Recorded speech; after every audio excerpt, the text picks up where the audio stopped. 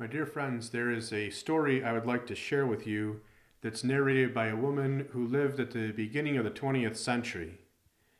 In this moving story, the woman relates the wonderful intercession of Our Lady of Sorrows, especially in regard to the salvation of her father's soul. Our Lady, as the Lady of Sorrows, truly showed herself to be the mediatrix of all graces. In relating the story, the woman says, "I am thankful for the wonderful example my father gave me. He was a loving father. He was earnest, patient, always helping those in need. Often I saw him reading his Bible, and he never missed Sunday Mass. But there was one thing that made me sad," she said. "He did not receive Holy Communion."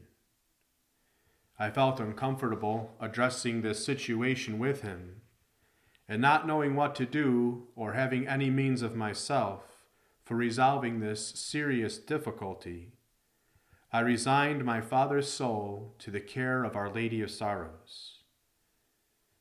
For some time, the woman said that she continued to pray to Our Lady of Sorrows until, as she said, life went on, and then on one Sunday in May, the telephone rang. It was the hospital informing me that my dad needed an emergency surgery. He had been admitted to the hospital with stomach cramps, and the doctors at first thought it might be a burst appendix, and they knew exactly what they would have to do to get him back to health and back on track. But when the surgery began, they quickly realized that my father had what they called a perforated stomach.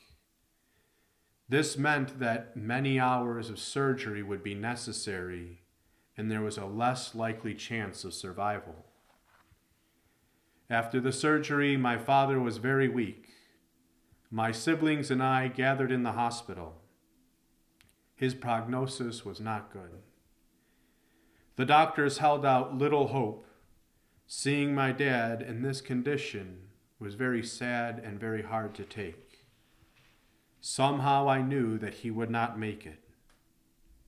But I was still worried about his soul, and so I decided to implore Our Lady's help.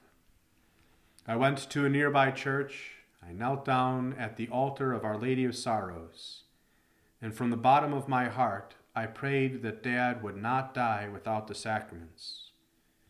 For this intention, I asked that a Mass be offered as well for my dad. Surprisingly, the priest told me that he would be able to offer this Mass the very next Friday. To me, she says, this was a perfect day, since Our Lady of Sorrows stood at the cross of her divine Son on a Friday, and on that day became the mother of mankind.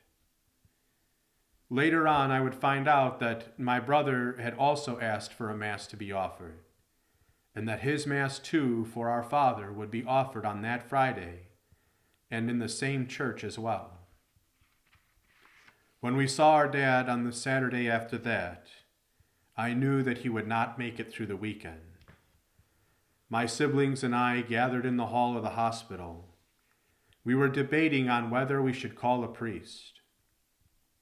You see, my brother had some reservations, she explained, thinking that Dad would not be receptive to it. While in conversation, we noticed a nun walking down the hallway towards us. She had been our father's nurse overnight. With a reassuring smile, Sister said, "Oh, everything is all right. This morning, your dad asked for a priest. He made his confession and was anointed." Then, without us mentioning anything about Holy Communion, Sister added, "When the priest asked him if he wished to receive Holy Communion tomorrow, being that it would be a Sunday, your father said that he did not wish to wait till tomorrow. He wanted to receive our Lord today. So just before you arrived, Father brought your dad, our Lord and Holy Viaticum, and your father joyfully and reverently received Holy Communion." The woman narrating the story tells us that you could not describe the peace and happiness that she felt. I know Our Lady of Sorrows had obtained this great grace for him. Surrounding his bedside, my siblings and I spent the evening with him. And late that night, she concludes, he raised his hand and blessed each of us, and then lay back with a peaceful smile on his face and passed away. Our Lady had not only won for him the grace of a perfect conversion, but she provided him with the Blessed Sacrament on her day, on Saturday. For if they had waited until Sunday, it would be too late. My dear friends, at the foot of the cross, our blessed and sorrowful Mother was so overwhelmed with love for her divine Son that her immaculate heart was overflowing with this love. And from the throne of his cross, our Lord recognized this superhuman fervor and wanted to find an object for this love, since he knew that he himself would soon be leaving earth. Looking down from his cross then, he saw the souls of all mankind. And seeing these souls, our Lord addressed his Blessed Mother.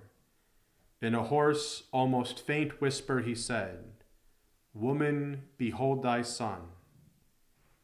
At that moment, in the person of St. John the Evangelist, our Lord made his mother the mother of the entire human race.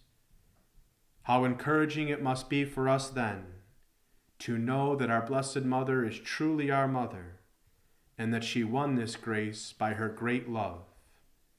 And since this love is enduring and will last forever, let us never fail to go to her with any petition or grace that we need, especially to help us know, love, and serve her divine Son.